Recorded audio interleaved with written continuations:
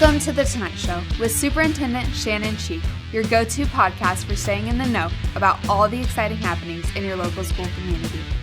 We know that we are stronger together, so today's conversation is designed to give you a greater opportunity to be actively engaged in the success of our students. And now, Mr. Cheek. Good afternoon and welcome to the ToKnight Show. My name is Shannon Cheek, Superintendent here at CUSD 305, and I'm joined today by our three elementary principals. I have Mrs. Marla Graham, Hello. Principal of Lovington Grade School. I have Mr. Andrew Peralta, Principal of Arthur Grade School, and then I have Mr. Foreman, who is Principal of Atwood Hammond Grade School. Thank you for joining us today. Appreciate you giving up some of your time. I know it's pretty tough to get out of your buildings and come over, so appreciate you spending some time with us. We've previously, our previous episodes, we've been talking to the administrative team and just spending some time getting to know each other, giving our audience some perspective of who you are, kind of where you come from, and then talk a little bit about some of your educational philosophies and some of your thoughts. So again, I appreciate you giving up part of your afternoon to come over and visit with us. So in previous episodes, I've talked a little bit about myself and who I am and kind of where I come from, and you all kind of know that history a little bit, and I don't want to repeat that for this episode. So I'm really going to just kind of jump right in. What I'd like maybe for you to do, and we can start with Mrs. Graham, is maybe just talk a little bit about who you are, where you came from, and kind of your educational background and why you got into administration. It's kind of like just talk to us a little bit about that. So I grew up in a little tiny town here in Illinois called Castleton. It was an old coal mining town that had dried up long before I got there. So there was like 25 houses, and I think 10 of them belonged to Smiths, which is my maiden name. Grew up that way, went to Wyoming High School, which is now Stark County High, and then moved on to Black Hawk College, and then I went to Western Illinois University where I got my bachelor's, and I also got my master's degree through Western Illinois University. So that school has served me well. I have been teaching since 1994, which is a long time, and took a little season off when I had when my kids were a little bit older. I needed a mom for a little bit. But I come most recently from the little town of Lamoille, which is up near Rockford, LaSalle, Peru, and I taught there for my last 8 years, and I was a fourth grade teacher there, and then moved to the title teacher there and helped organize our data and all of that. But in the process of teaching fourth grade, my superintendent came and really encouraged me to pursue getting my admin degree. I was super hesitant because I love teaching and love working with kids, and he just encouraged that you're still teaching, it's just a different capacity. And so I went ahead and pursued that and got a taste for it and loved it, and that led me to here. Excellent. So Leatherneck, Western Illinois. Excellent. Yes. Mr. Peralta. Thank you. So I grew up in the Champaign-Urbana area. I was born in Urbana and lived there for a while before moving to Mahomet, where I graduated. I have a large amount of family from Tuscola. My mom's from Tuscola, so I kind of have some local roots and have spent quite a bit of time in Douglas County with that. Following high school, I went to Eastern Illinois, where I got a degree in elementary ed, and then spent the entire of my career before coming to Eastern at Unit 4 schools in Champaign, where I was a fourth grade teacher for 12 years. I was a soccer coach in town there, and then I moved into kind of the same as Marla. I had a leader that kind of believed in me and pushed me towards a leadership role, and ended up being an assistant principal for 5 years. Both at a middle school there in Champaign and then back at a K-5 elementary school. So it was definitely a great opportunity to move down here to kind of a more rural district, and it's been a lot of fun since then. Excellent. So go Panthers, right? Go Panthers. EIU. Mr. Foreman. Thanks again for having us. I'm from Western Illinois, but a little bit south of where Macomb is, around Jacksonville, Illinois, is where I grew up. Born and raised in that area. Went to school, graduated from Jacksonville High School, and then went to college at Lincoln Christian University and got a 5-year degree with UIS. So started teaching right away in and around Mount Zion, doing maternity leaves. My wife and I moved overseas for a few years because of her degree, and we taught and lived in Beijing, China, which is, I think, unique situation for folks around here. They always think that's really cool, and it really was a great experience for us. But we really missed Central Illinois, and so we came home, and I went straight into getting my master's degree at the U of I, and that's where I met a former assistant superintendent from Mahomet. And she encouraged me to apply in Mahomet, and I went out to Mahomet and got a job the next year in the district, and I was there for 8 years, wonderful years. That's where I met Mr. Cheek. Finished my career there as an instructional technology coordinator, had my Type 75, which is a principal certificate, but really wanted to be a principal. And so through a connection with my current superintendent at that time, I ended up in a town called Rantoul, which is just a little bit north of Champaign-Urbana, and was principal there for 4 years. And then through my connection with Mr. Cheek and wanting a kind of like Mr. Peralta, slower pace of life, going back to small town, ended up down here, and it's been a great move for our family. We've really loved it down here. The kids love schools. Daughter here at the high school, and son who's in my school, and I get to be his principal, which is pretty great for us. Excellent. Crazy connection. Chris went to a school with my cousins in Jacksonville, so before we knew each other. So Interesting. it's interesting. Shout out to Megan Fry. Yeah. Awesome. So, University of Illinois Springfield, right? Yes, UIS, Excellent. and then U of I here in Champaign-Urbana for my master's. Excellent.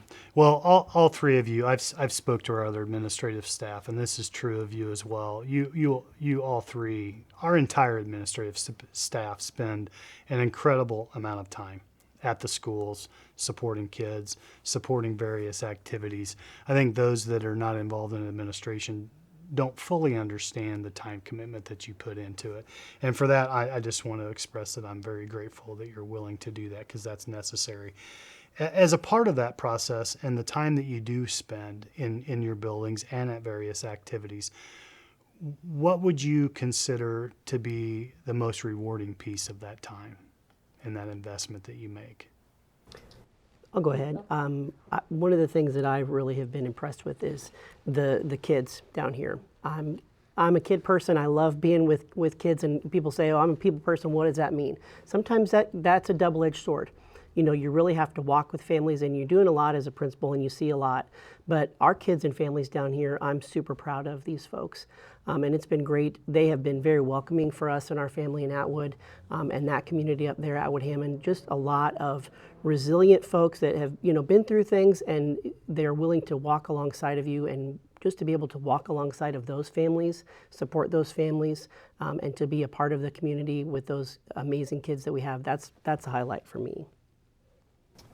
I would echo that. I think obviously you don't get into education if it's not because of the kids, right? Love kids, love to walk alongside them and their families, but also staff. And we've had just an incredible staff in Lovington who do some of the crazy ideas I come up with. They're willing to jump right in and try them and to dream with me. And I think that's been really, really exciting to see the difference that they make every day. Yeah, I'd echo what they said. I also think one of the most rewarding parts that I see is seeing the growth in our students and our staff and with the work that we have.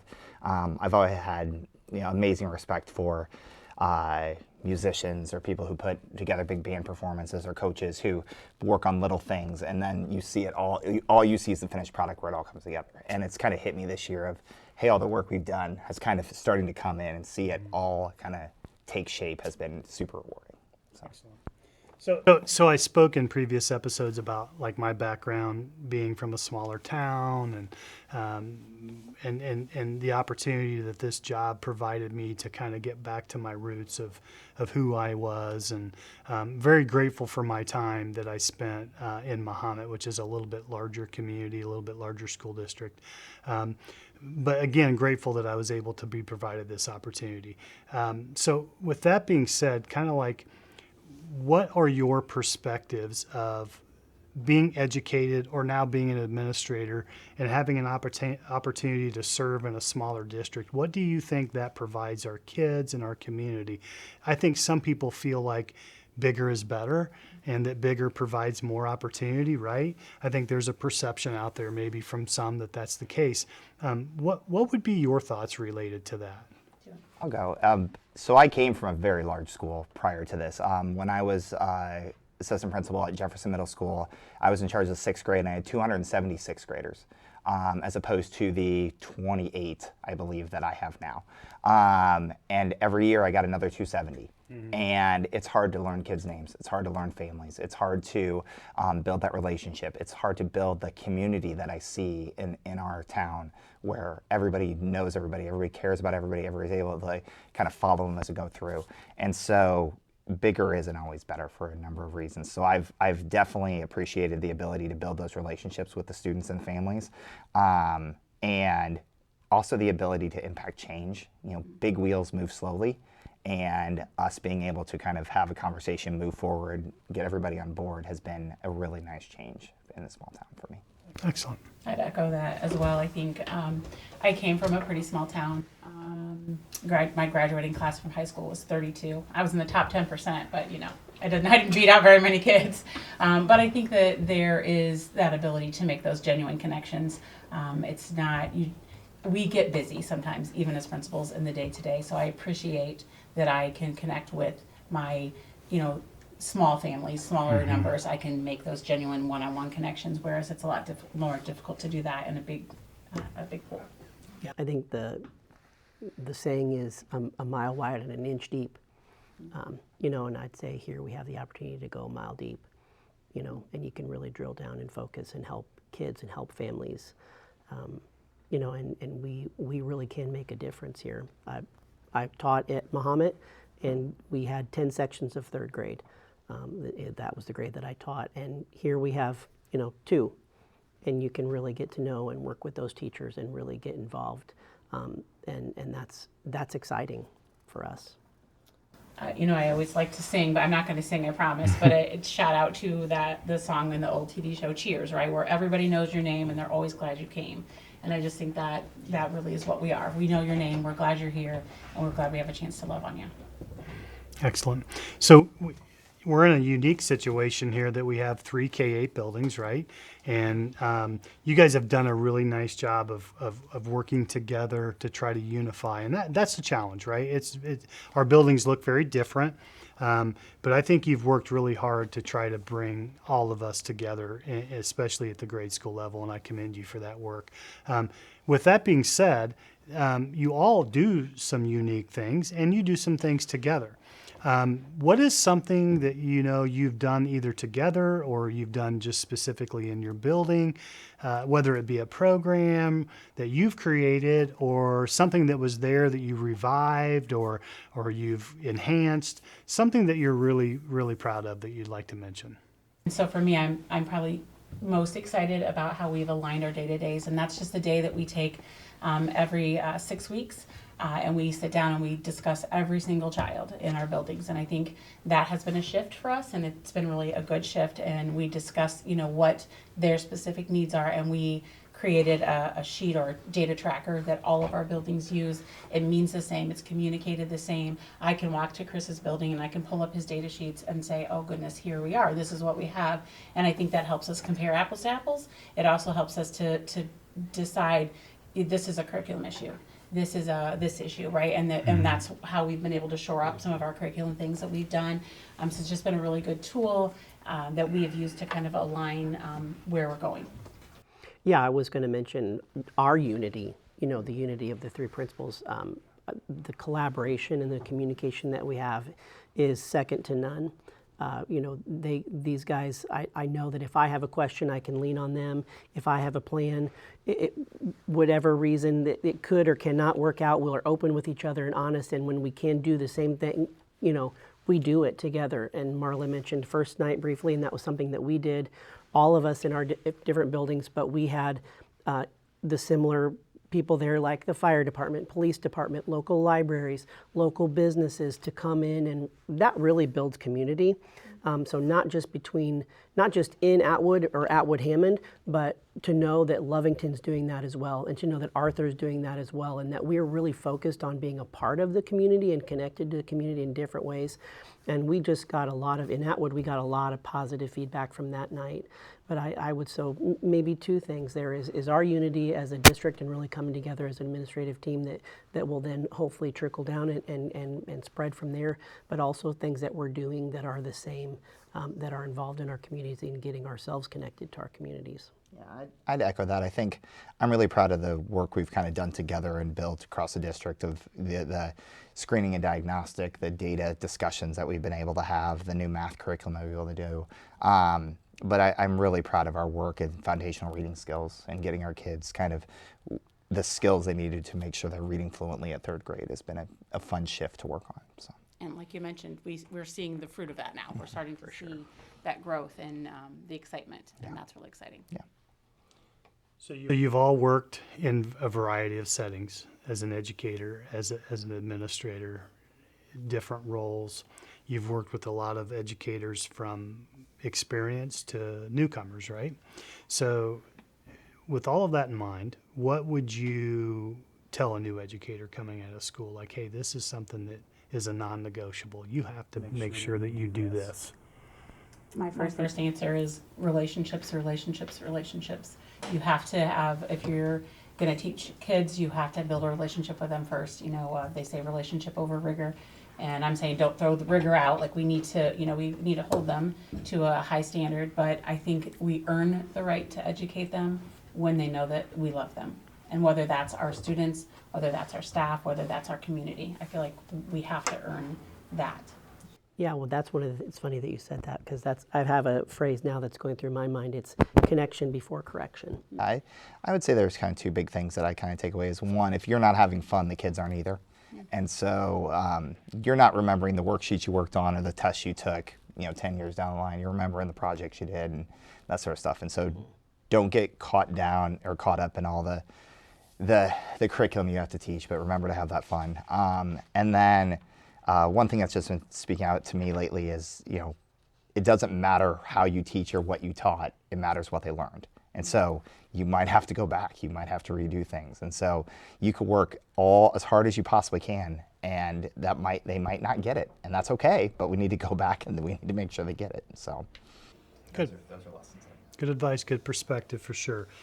So I'm going to give all 3 of you a magic wand, okay? And I'm going to ask you you can wave that magic wand and you can make any change you would like to make. No budgetary constraints, nothing. Like you're just going to be able to take this wand, wave it, boom, it's going to happen. What would you change in education moving forward? I'm still. Education in general or education here? In general. Or here. Hal, I'll make it easy. I'll give you a couple choices. In general or here. I think in general, I would love for the people that make the rules, that we have to follow and then we're governed by, would spend time in the classrooms, seeing what those standards, whatever you want to call them, how they impact, and how we're limited when we have rules we have to follow and the funding isn't there to follow them. So I would love to change that. Unfunded mandates. There's the word I'm looking for, yes. I would say teachers have been asked to do more and more and more as the years have gone along. It's not just asking us to learn reading or math. You're all over the spectrum, and the schools are just asked to do more, and eventually there's only so much time in the day. And so simplifying the task is something that I would like to see. Yeah, I think a big one, of course, is a buzzword is standardized test, or a phrase that we use, and we assess our kids a lot and test our kids a lot, and I think that's something that is definitely out there that people get fatigued about. But there's a lot of things that we wish that we could improve as far as the building goes, or things. But I think for me, it's that kids would get what they need, and I keep going back to the kids, but we have a very generous community, and we have food that goes home in backpacks, and we have coats and gloves and things that kids need, and just to be able to, we can't be everything for everybody. And I think that goes back to what Mr. Peralta's saying. I remember Mr. Kabuti, who's a legend up in Mahomet, who was a principal, and he told me, Chris, when he started, he had a phone on his desk, and that was it. And what wouldn't I give to just have a phone on my desk? Some days I think that, just a phone on my desk to answer somebody who's calling me, you know, but we have a lot of stuff that we've got to do every single day. And we're very blessed in this district to have those tools. You know, we have a student information system where we can pull up information on kids. We have great curriculum that we're getting. I know in your 2 schools, you guys have done some recent improvements, and we were the only ones for a long time that had air conditioning, you know, and those are luxuries that I don't think people understand. In Atwood, we have a phenomenal building, you know, so there's not a lot of changes there that you need. I think it speaks more to what Andrew said, you know, about we're always expected to do more. And that might be something, if we had a magic wand, maybe just take one thing off the plate. Okay, so just a couple questions, and then we'll wrap things up. So I'll take you all off the hot seat. So in the last, let's say 10 years, you have some experience, right? In the last 10 years, what would you say has been one of the most major shifts in education that you've noticed that's been impactful? I'd say for me in my principal role, the evaluation system, you know, being a teacher, you know, and I know between the 3 of us, we probably have about 50 years maybe teaching experience or more between the 3 of us. But when I was evaluated, you know, when I was a tenure teacher, maybe one time by my vice principal, sat down, had a conversation, that was it. You know, now there's a rubric we have to follow. There's specific things that we have to do, specific amount of times that we have to do it. That's really been a big change. And of course, in, you know, Common Core that came and national standards and all of that kind of go along, which I'll let you guys speak about if you want more, but. I would say the biggest shift I've seen is with technology. I think when I started, I have an overhead projector, and that was it in my room. And we've moved a ways. I know, right? We've gone quite a ways.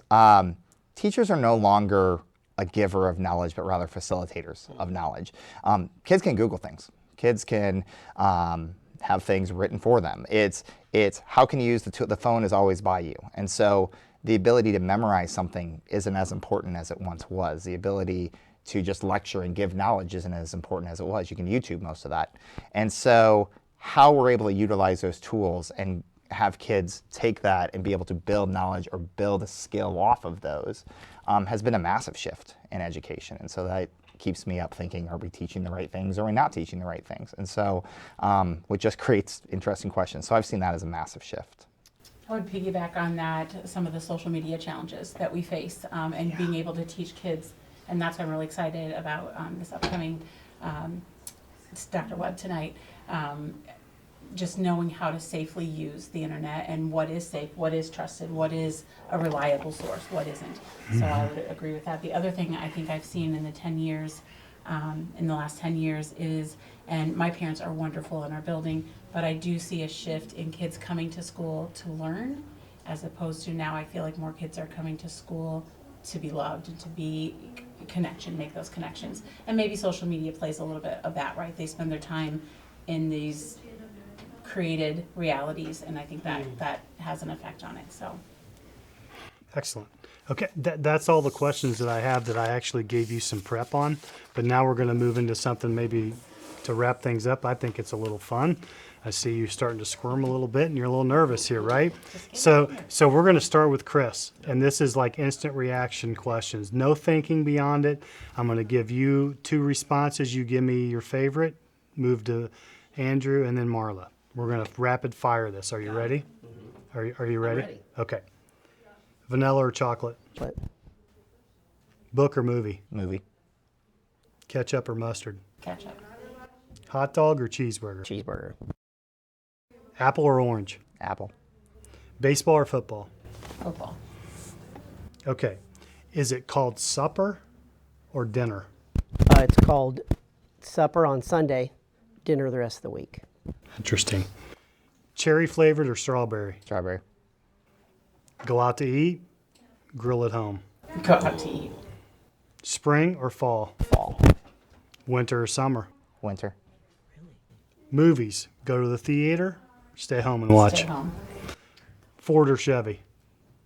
Toyota. Watch a TV show, or would you have music on? TV. Chocolate chip cookie or sugar cookie? Chocolate chip. Excellent. Not raisin. Excellent. Don't trick me.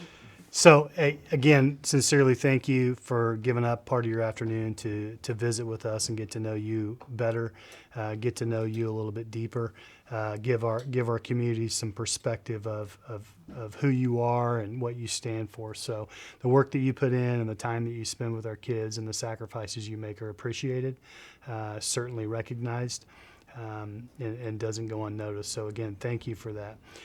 So that's it for this episode. I want to encourage you to stay tuned.